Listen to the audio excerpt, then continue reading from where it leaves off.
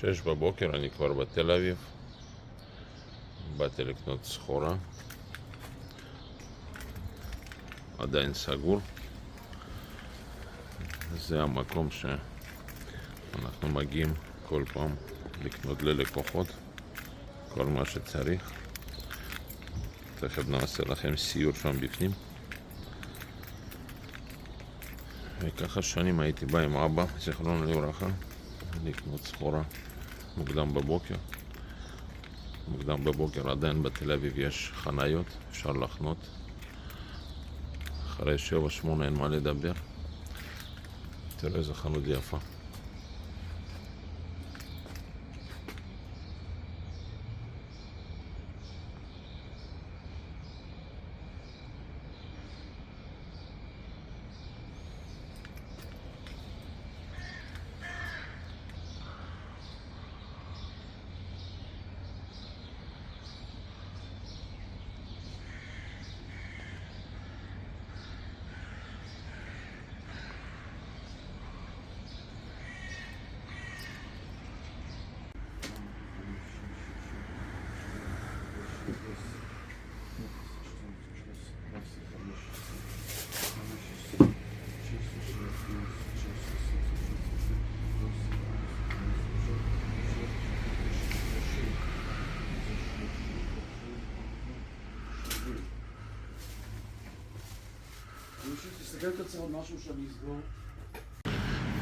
עכשיו הגעתי לעוד חנות,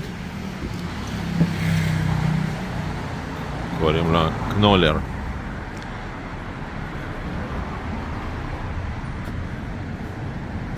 יש פה כל מה שצריך לתיקים, למזוודות. אז ככה מדי פעם אנחנו באים לחנויות כאלה בשביל לשרת את הלקוחות שלנו.